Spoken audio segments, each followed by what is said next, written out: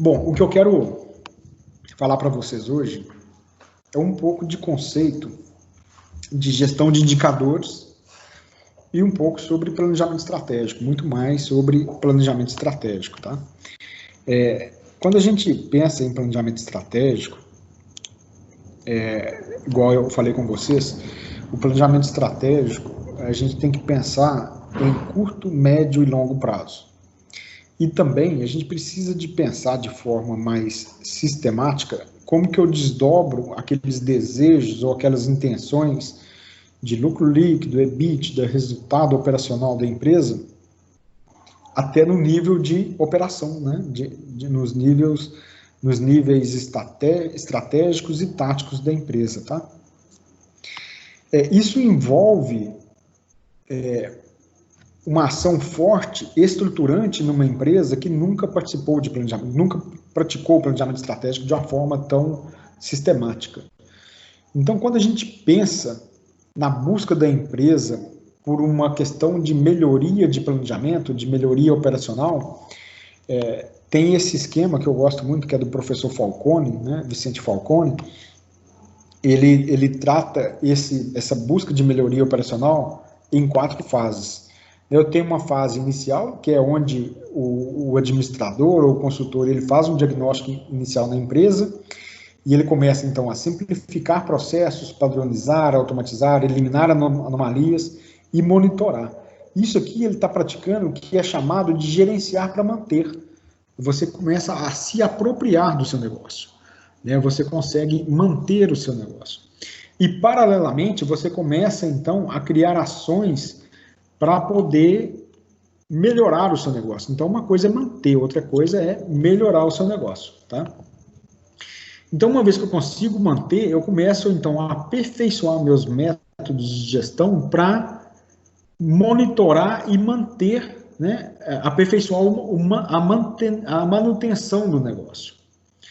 E, ao mesmo tempo, eu começo também a aperfeiçoar a melhoria do meu processo, a praticar a resolução de problemas, né? E o Falcone ele defende muito o MASP, né, que é a metodologia de análise e solução de problemas, que é uma metodologia sistemática de resolução de problemas. Com isso, então, eu começo a garantir qualidade. Quando eu trago, então, na fase 3, pessoas engajadas, eu começo, então, junto com a manutenção da qualidade da empresa, que é o gerenciar para manter e o gerenciar para melhorar, nós vamos entrar nisso com mais detalhes em outras aulas, eu começo, então, a projetar a empresa para um crescimento futuro. E planejamento estratégico, a gente sempre fala que é garantir o crescimento da empresa.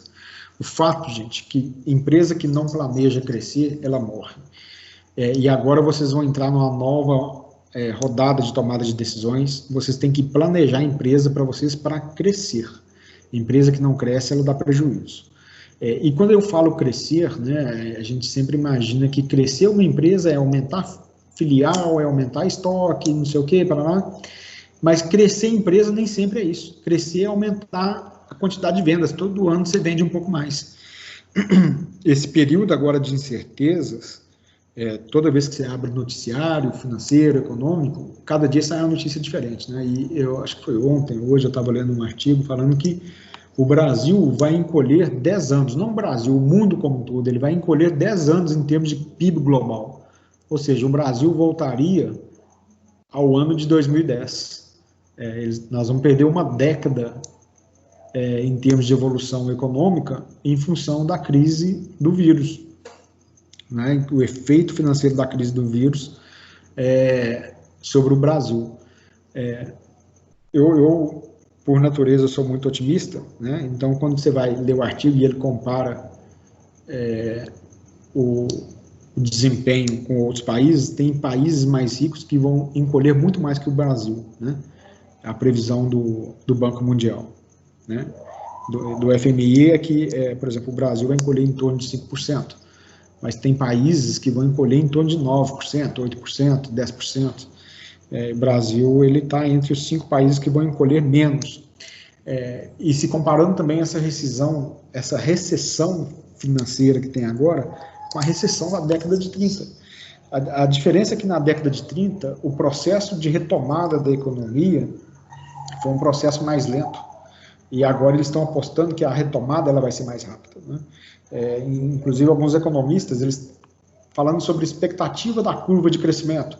Uns falam que a curva seria a curva, né, em formato de V, ou seja, cai e sobe logo em seguida, mas já não vai ser mais V, vai ser a curva em forma de U, cai, a economia cai, fica um tempo e começa a subir de forma rápida, exponencial. Uma curiosidade aqui, o EUA Diga, Tânis. Vai ficar em 14% em encolhimento. Quem? Os Estados Unidos. Os Estados Unidos, 14% vão encolher. Então, você pega o seguinte, né, 14% de encolhimento nos Estados Unidos, o Brasil projetado para 5%. O tanto que isso é impactante. Tem um ditado que fala que se o Brasil pega a gripe, se os Estados Unidos pega a gripe, o Brasil fica de pneumonia em termos de economia, né? É lógico que 14% de encolhimento para eles não gera o impacto de 5% de encolhimento para o Brasil. Mas o tanto que a crise financeira, a recessão nos Estados Unidos vai ser muito mais severa do que no Brasil, obviamente. Obrigado, Tânis, pela colaboração. Mas alguns economistas estão falando que agora a curva de retomada vai ser chamada, eles estão chamando de curva Nike. Achei interessante isso, né? Que a curva caiu rápido e a retomada vai ser lenta, então vai subir lento. Mas o que é subir lento? O pessoal estava falando em recuperação da economia em um trimestre, agora eles não estão falando mais em um trimestre, estão falando em recuperação da economia em um ano. Ou seja, gente, veja bem, eu sempre gostei muito de planejar, montar planejamento estratégico, planejar ações com bastante antecedência, 2, 3 anos de antecedência, pensar em longo prazo, o que nós vamos fazer daqui a 10 anos, para que lado que a empresa vai. E quando veio essa crise, né, essa onda que foi uma avalanche, né, essa onda do corona, ela veio de tal forma que todo o planejamento que a gente fazia de um dia para o outro, ele não se confirmava. Cada dia vinha a notícia, a gente se preparava no outro dia, o que acontecia era outra coisa completamente diferente. Então, literalmente, esse período, eu aprendi a viver um dia depois do outro, a tomar decisão no dia, porque eu percebi que tudo que a gente planejou foi por água abaixo. Né? Então, e quando eu percebi que eu montei esse ano o planejamento estratégico para 3 empresas, e, inclusive, hoje eu estava conversando com o dono de uma delas e a gente chegando à conclusão que o planejamento estratégico do ano foi por água abaixo. Acabou. A gente vai ter que fazer de novo. Então, a gente está marcando uma outra reunião para refazer o planejamento estratégico dessa empresa. No momento que a gente planejava abrir filial na Argentina, agora o nosso planejamento é de manter funcionando até o final do ano. Então, a estratégia muda completamente, né? Mas é sempre importante a gente planejar, ok? Sempre, é muito importante. O planejamento estratégico é algo extremamente importante.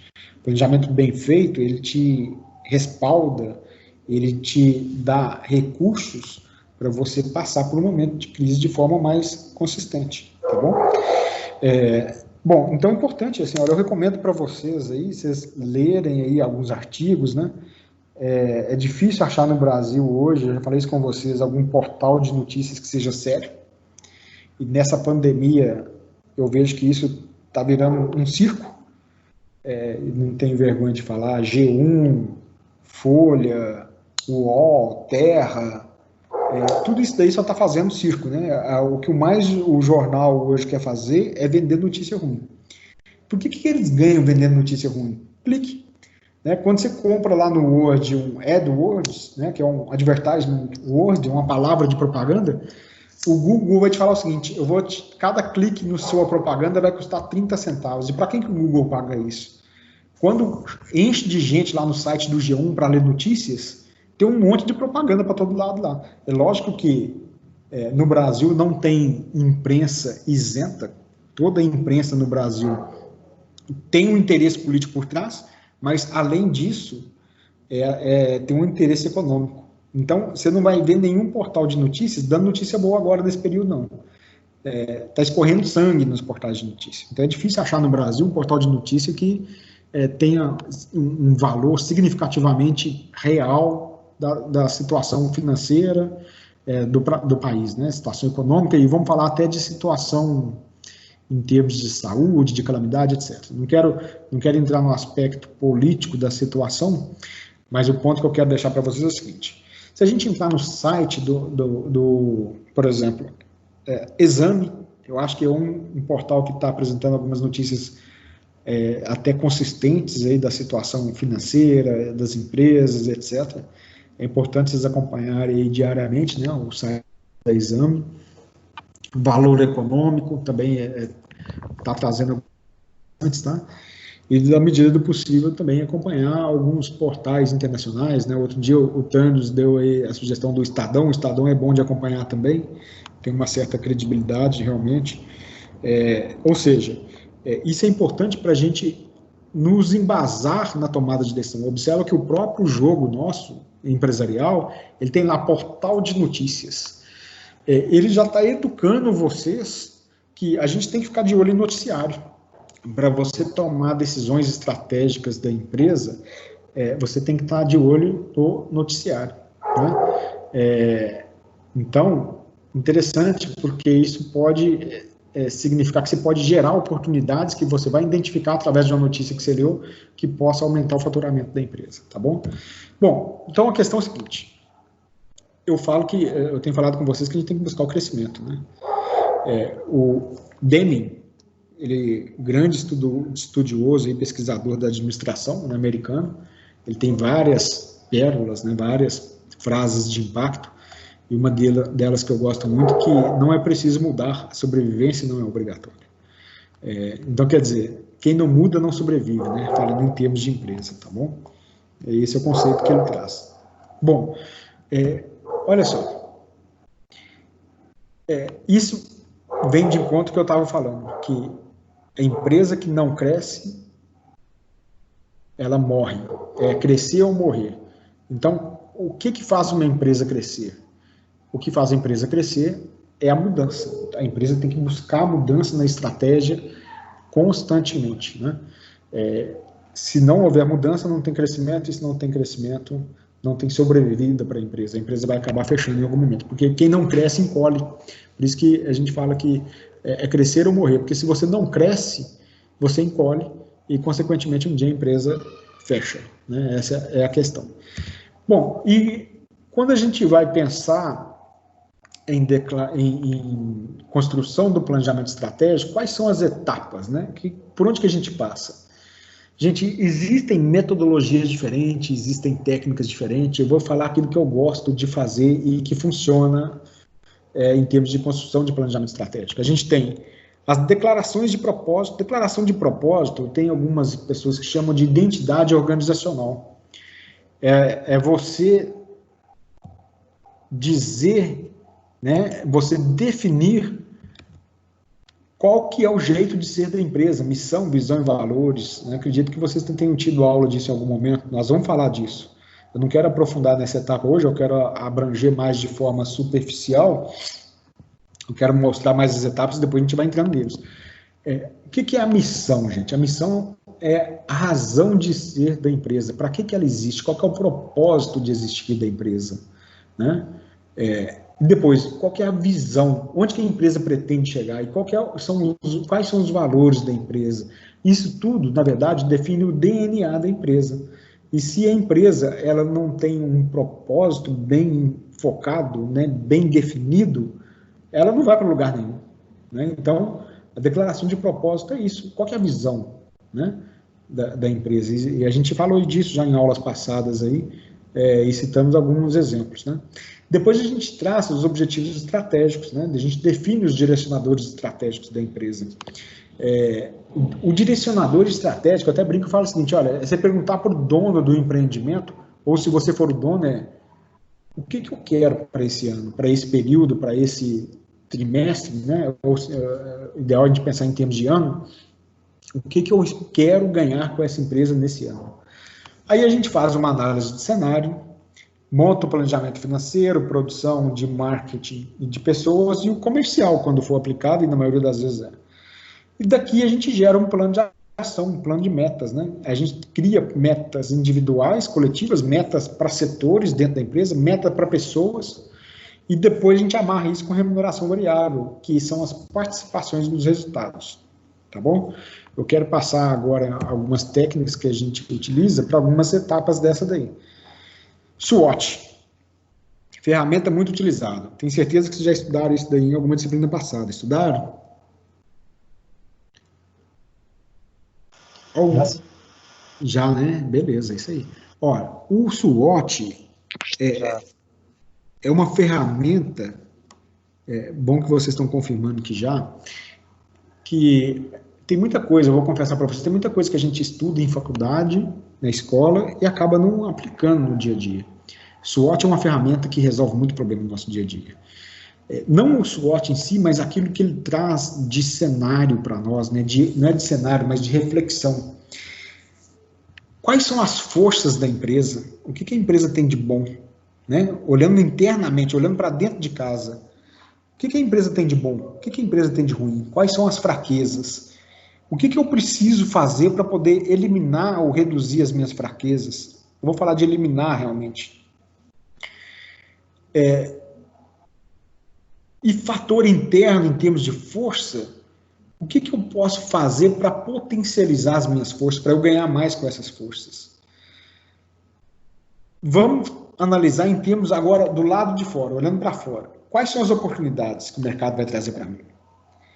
Né? Como que eu vou fazer para poder explorar essas oportunidades? E o que eu tenho de ameaças no mercado? O que eu vou ganhar mitigando essas ameaças? Vamos fazer um exercício bem simples. Coronavírus na China está desde quando lá? Né? Quem poderia ter feito uma análise mais realística do SWOT para o coronavírus e ter tratado o que foi levantado? Hoje, analisando, eu fico pensando no seguinte: será que a gente esperava que não chegaria no Brasil, realmente? Ou será que alguém imaginou que chegaria, mas não deveria tomar ação nenhuma no momento? Pensando em termos de Brasil, né, a gente teve o carnaval e algumas pessoas criticaram em termos de vírus, se manter o carnaval era prudente ou não. Algumas pessoas falaram em cancelar o carnaval, mas a maioria optou por manter. Né? Será que alguém analisou realmente, criticamente, até considerando em termos de matriz SWOT, não necessariamente eu falo assim, de aplicar a matriz SWOT, mas de entender quais são os riscos e quais são as oportunidades né, desse vírus, né, chegar no Brasil?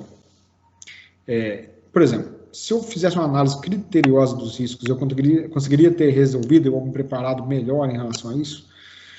Quando a gente lê, né, eu estava lendo alguns artigos, algumas empresas falando que o coronavírus pegou muita gente de surpresa, mas pegou mesmo muita gente de surpresa? Será que foi eu estou querendo dizer o seguinte: será que foi uma surpresa realmente que ele chegaria aqui para nós?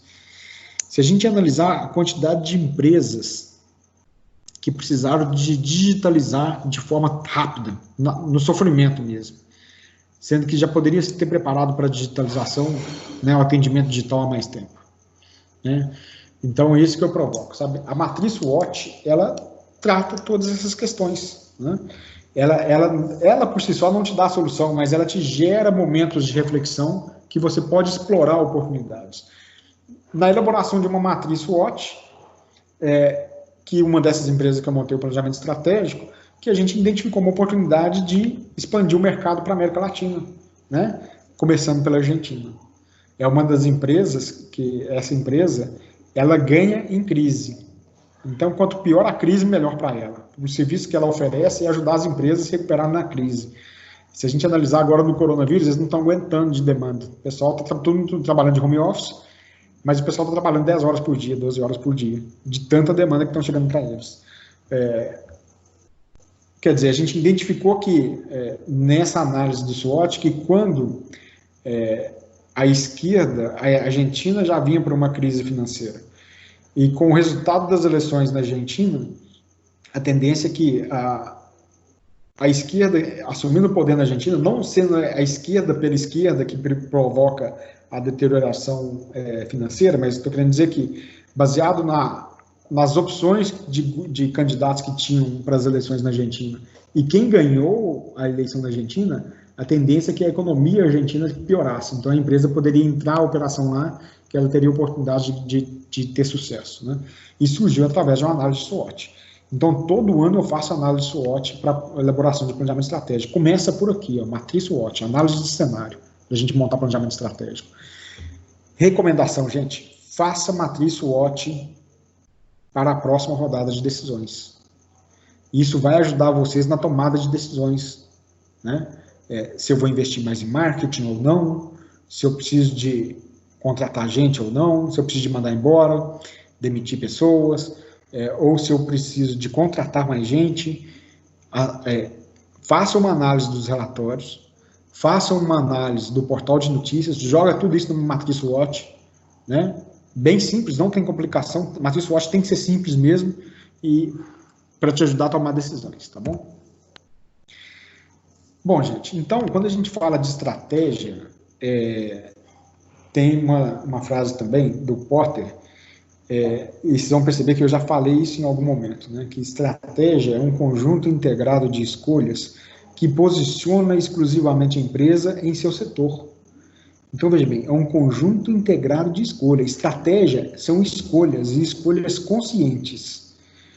Então, estratégia é um conjunto integrado de escolhas que posiciona exclusivamente a empresa em seu setor, de modo a criar vantagem competitiva sustentável e valor superior em relação à concorrência. Então, isso é estratégia. Estratégia é um conjunto de escolhas conscientes que tem por objetivo posicionar a empresa melhor em relação aos concorrentes. E cada uma dessas empresas agora do nosso jogo vai ter que montar o seu planejamento estratégico, tá? Bom, isso aqui é importante. Eu já citei um exemplo para vocês. Isso aqui é uma coisa que eu errei muito. E eu ouvi essa frase de um consultor lá do Rio de Janeiro, um consultor de empresas, acho que é Marcelo Reis, o nome dele. E quando ele soltou essa observação aí, eu falei, gente, e foi num período que eu errei no planejamento estratégico da empresa, que ele fala o seguinte: o que é possível desafiar numa estratégia? A gente consegue desafiar o status quo. O que é o status quo? É a condição atual do negócio hoje. O meu negócio, eu faço atendimento presencial, eu quero migrar isso para um e-commerce. Dá para desafiar? Dá. Eu posso desafiar a qualidade do produto. Eu consigo fabricar um produto de melhor qualidade, um serviço de melhor qualidade? Sim. Eu consigo desafiar também os processos internos.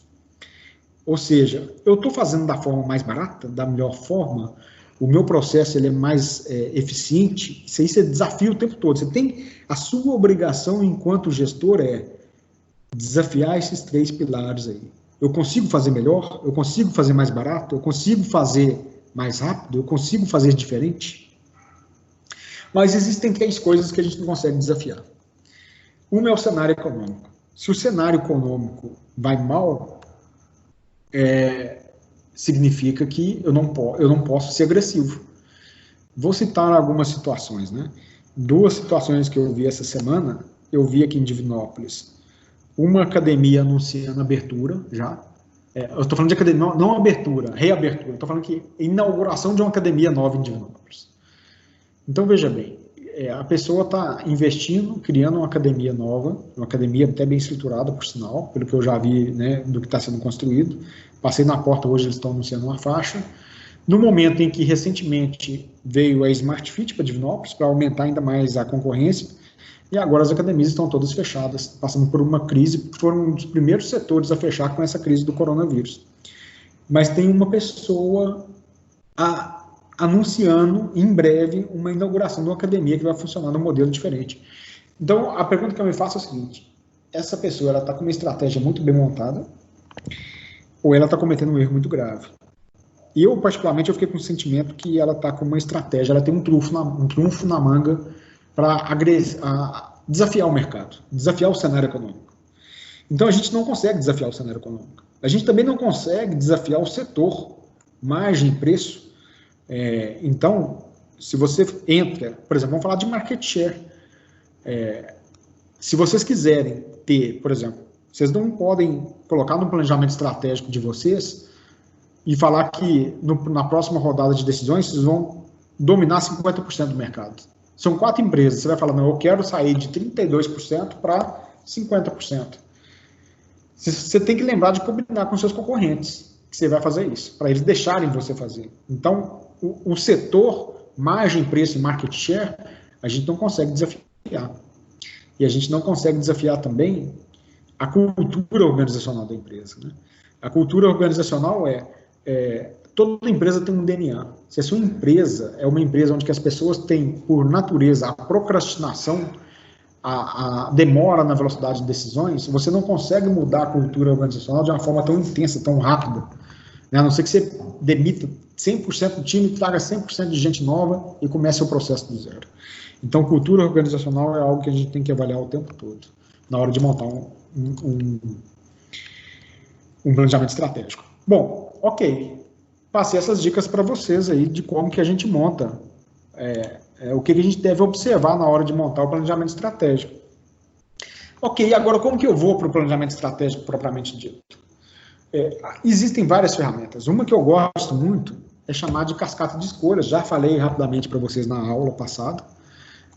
E cascata de escolhas, basicamente, é o seguinte. Essa estratégia, ela foi utilizada, né, no reposicionamento da P&G, essa gigante aí da área de cosméticos e limpeza no mundo, né, no reposicionamento dela no mercado em relação a algumas marcas. Como que ela saiu, era uma marca de cosméticos que não era muito utilizada, né, ela não era líder de mercado, eles montaram um planejamento estratégico e ela passou a ser líder de mercado. E eles adotaram essa cascata de escolhas. Aqui tem um livro que eu quero recomendar para vocês, que eu já recomendei, que chama Jogar para Vencer, né, que eles contam como é que foi essa estratégia. Então, cascata de escolhas. Ele diz o seguinte, né, toda empresa precisa de perguntar qual é a nossa ambição vencedora, né, qual que é o objetivo da empresa, quais são os nossos direcionadores enquanto propósito. Então, aqui entra a missão. Né? A missão, ela cabe bem aqui, ajuda a construir o propósito da empresa, né? O objetivo da empresa, a ambição vencedora. Aí a próxima escolha, uma vez que eu defini qual que é a minha ambição vencedora, eu vou definir onde nós vamos jogar, qual que é o campo certo, onde que nós vamos competir, a região, o tipo de produto, o segmento, canal de venda. Às vezes eu vou entrar numa praça, por exemplo, eu estou expandindo o negócio e naquela cidade, naquela região, tem um concorrente que é muito forte. Se é a minha primeira expansão, eu não vou entrar naquela praça. Eu vou entrar em outra região que não tem concorrente. Né? A gente vê isso muito em supermercados, né? Rede de supermercados. Aqui em Divinópolis fica claro. Por exemplo, eu tenho ABC, Supermercados BH, as duas brigando diretamente uma contra a outra, né? E foi uma intenção, um propósito da rede de supermercados BH entrar em Divinópolis. Mas ela não começou expandindo por Divinópolis. Quando eles fizeram uma análise, eles já sabiam que aqui tinha a rede ABC. Então eles estavam evitando as redes regionais, as locais, que eram fortes. Eles começaram a fazer um tipo de expansão que chama expansão caracol, né? Da matriz deles, eles começaram a criar filiais próximas e foram aumentando o raio de abrangência, e depois, quando eles ganharam força, eles começaram a brigar com os grandes, né? Se a gente, por exemplo, analisar aqui em Divinópolis, você tem por exemplo, supermercado BH de frente ao Marte Minas, né? Os dois estão concorrendo diretamente um com o outro, e tem público para os dois, tá? Então, isso é definir onde vamos jogar, né? Qual que é o campo certo. E depois, ok, eu já sei qual que é a minha ambição vencedora, eu já sei onde que eu vou jogar. E o que que eu faço para vencer? Né? O direito exclusivo de vencer envolve qual que é a nossa proposta de valor, o que que eu vou fazer diferente para vencer, qual que é a nossa vantagem competitiva, né? O que que eu tenho de diferente dos meus concorrentes para poder vencer. E para vencer, eu preciso de entender o seguinte, quais as competências devem estar disponíveis, o que a minha empresa precisa saber fazer, que são chamadas de competências essenciais. Então, eu preciso de entender quais são as minhas atividades de reforço para eu poder promover o crescimento da empresa. Qual que é a configuração específica da empresa ou do meu negócio. Tá? E por último, quais os sistemas de gestão necessários. Eu preciso de fazer gestão. Né? Então, eu não consigo fazer gestão daquilo que eu não estou medindo. Então, não se gerencia aquilo que não se mede.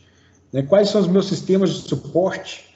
Né? Eu estou falando de sistemas, plataformas de TI, estrutura. Quais são os meus indicadores necessários para dar suporte às nossas escolhas? Eu preciso de encadear indicadores, tá? E aproveitando essa fala, quando eu falo de encadear indicadores, ou seja, para eu fazer gestão eu preciso de medir, o que eu preciso de medir no fim das contas? Gente, uma empresa, ela vive de lucro. Então, quando eu falo de encadear indicadores, e aquela planilha que eu mostrei para vocês agora há pouco, né, de aquela planilha de planejamento estratégico, ela começa a me dar essa visão que por onde eu começo? Quando eu brinquei e falei com vocês que eu faço um tiro ao alvo, eu começo daqui, ó, lucro líquido e EBITDA. Quanto que a empresa pretende ou planeja crescer em termos de EBITDA e de lucro líquido? Ok, então veja bem, eu sei que lucro líquido e EBITDA, como que eu garanto o lucro líquido da empresa? O lucro líquido é simples, lucro líquido e EBITDA vamos pensar em lucro líquido. O que compõe o lucro líquido é custos, despesas e faturamento. Então, a equação do lucro líquido é reduzir custo e aumentar faturamento. Pronto. É simples. É simples, mas não é fácil. Né? Outro dia eu falei com vocês a diferença entre o simples e o difícil. Né? Eu tenho simples, fácil, difícil e complicado. A brincadeira que eu faço a gente vencer, ganhar a maratona de São Silvestre é simples. A hora que der a partida, você começa a correr, chega no final, na frente de todo mundo, você ganha. É muito simples. Mas é fácil? Não, é extremamente difícil. Então, quando eu falo que o lucro líquido e EBITDA é simples, de certa forma é simples. Eu vou reduzir custos e aumentar o faturamento. Receita básica. Então, eu começo a fazer uma árvore, um encadeamento de indicadores. O que compõe meus custos? Eu tenho custos indiretos e custos indiretos. Diretos e indiretos. Os meus custos diretos estão relacionados a pessoas, a estoque. Olha só, isso tudo aqui está lá na nossa plataforma de jogo. Pessoas, estoque, utilities. Tem gente que chama de utilities ou infraestrutura, consumo de energia elétrica, ar comprimido, vapor, etc. Tá? Custos indiretos, acidente de trabalho, quebra de máquina, manutenção, que também está lá no meu jogo, lá no sistema também tem. Tá? Ok, então se eu controlar custos, se eu controlo EBITDA, né? Eu trabalhei numa empresa que a gente tinha meta de EBITDA. E quando, por um efeito de crise econômica externa, o faturamento da empresa reduzia, o que a gente fazia para bater meta de EBITDA é reduzir custo. Gente, olha, o faturamento a gente não vai conseguir garantir o EBITDA. Então a gente reduzia 20% de custo. Como? Fazendo da tripa coração, né? Lá a gente brincava que tinha um ditado que é fazer mais com menos, lá a gente fazia mais com nada. Né? Então a gente cortava custo de todo lado. E o direcionamento que a gente recebia para os nossos gestores se você não quiser reduzir na quantidade de pessoas da sua equipe, você compensa os custos em outro lado. O fato é que você tem que me entregar, por exemplo, 15% de redução de custos. Bom, e a outra forma de aumentar o EBITDA e lucro líquido é você vender mais. Como que eu faço para vender mais? Né? Aumentar o valor geral de vendas ou o faturamento? Eu preciso de pensar em positivação de vendas, então eu tenho estratégia de venda, prospecção de venda, etc.